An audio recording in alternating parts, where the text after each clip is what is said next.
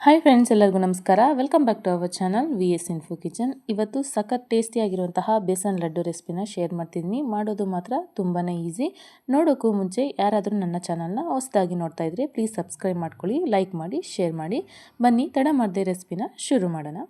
First ಇಲ್ಲಿ ನಾನು 1 ಕಪ್ಪಷ್ಟು ಹುರ್ಗಡ್ಲೆನ ತೊಗೊಂಡಿದ್ದೀನಿ. ಇದನ್ನು ಮಿಕ್ಸಿ ಜಾರ್ ಒಳಗಡೆ ಹಾಕ್ಕೊಂಡು ನುಣ್ಣಗೆ ತರಿ ಇಲ್ಲದೆ ರುಬ್ಕೊಂಬರಬೇಕು. ರುಬ್ಬಿದ ನಂತರ ಒಂದು ಪ್ಲೇಟ್ ತಗೊಂಡು ಜರಡಿನ ಮಾಡ್ಕೋಬೇಕಾಗುತ್ತೆ. ಚಿಕ್ಕದಾಗಿ ರವೆ ಏನಾದರೂ ಇದ್ದರೆ ಹೋಗುತ್ತೆ ಅಂತ ಅಷ್ಟೇ.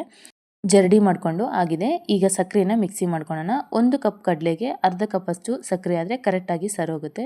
ಇದಕ್ಕೆ 3 ಏಲಕ್ಕಿನ ಹಾಕಿ ನುಣ್ಣಗೆ ತರಿ ಇಲ್ಲದೆ ಮಿಕ್ಸಿ ಮಾಡ್ಕೊಳ್ಳಿ. ಮಿಕ್ಸಿ ಮಾಡ್ಕೊಂಡು ಆಗಿದೆ. ಈಗ ಸ್ಟವ್ ಆನ್ ಮಾಡಿಕೊಂಡು ಒಂದು ಬಾಣಲಿ ಇಟ್ಕೊಳ್ಳಿ. ಅದರಲ್ಲಿ 2 ಸ್ಪೂನ್ ಆಗಷ್ಟು ತುಪ್ಪನ ಹಾಕಿ ಡ್ರೈ ಫ್ರೂಟ್ಸ್ನ ಹಾಕ್ಕೊಂಡು ಫ್ರೈ ಮಾಡ್ಕೊತಾ ಇದ್ದೀನಿ. ನಾನಿಲ್ಲಿ ಗೋಡಂಬಿ ಮತ್ತು ದ್ರಾಕ್ಷಿನ ತೊಗೊಂಡಿದ್ದೀನಿ. ಈಗ ಫ್ರೈ ಆಗಿದೆ. ಒಂದು ಬೌಲಿಗೆ ಹಾಕಿ ಇಟ್ಕೊಳ್ಳೋಣ.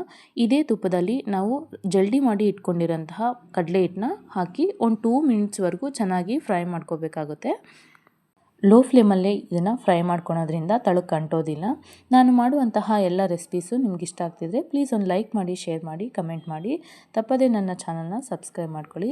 ಈಗ ಚೆನ್ನಾಗಿ ಫ್ರೈ ಮಾಡ್ಕೊಂಡಾಗಿದೆ. ಸ್ಟವ್ ಆಫ್ ಮಾಡಿಕೊಂಡು ಇದನ್ನು ತಣ್ಣಗಾಗಲು ಬಿಡಿ.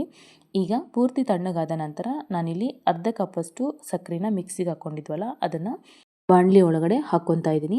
ಈಗ ಫ್ರೈ ಮಾಡಿ ಇಟ್ಕೊಂಡಿರೋಂತಹ ಡ್ರೈ ಫ್ರೂಟ್ಸ್ನ ಕೂಡ ಸೇರಿಸ್ಕೊತಾ ಇದ್ದೀನಿ. ಇದಕ್ಕೆ 1 ಕಪ್ಪಷ್ಟು ಕಡಲೆ ಹಿಟ್ಟಿಗೆ 1/4 ಕಪ್ಪಷ್ಟು ತುಪ್ಪ ಆದರೆ ಕರೆಕ್ಟಾಗಿ ಸರೋಗುತ್ತೆ.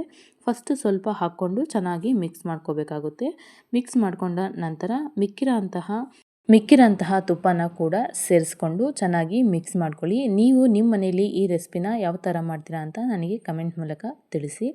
ಈಗ ಚೆನ್ನಾಗಿ ಮಿಕ್ಸ್ ಮಾಡಿಕೊಂಡು ಆಗಿದೆ. ಇದನ್ನು ನಾನಿಲ್ಲಿ ಉಂಡೆ ಮಾಡಲಿಕ್ಕೆ ಸ್ಟಾರ್ಟ್ ಮಾಡ್ಕೊತಾ ಇದ್ದೀನಿ.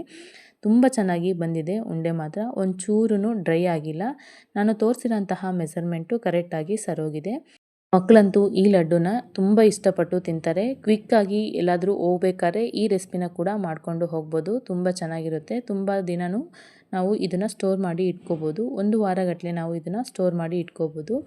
ಈವ್ನಿಂಗ್ ಸ್ನ್ಯಾಕಾಗಿ ಕೂಡ ತುಂಬ ಚೆನ್ನಾಗಿರುತ್ತೆ. ನೀವು ನಿಮ್ಮ ಮನೆಯಲ್ಲಿ ಈ ರೆಸಿಪಿನ ಒಮ್ಮೆ ಟ್ರೈ ಮಾಡಿ ನೋಡಿ. ಹೇಗೆ ಬಂತು ಅಂತ ನನಗೆ ಕಮೆಂಟ್ ಮೂಲಕ ತಿಳಿಸಿ.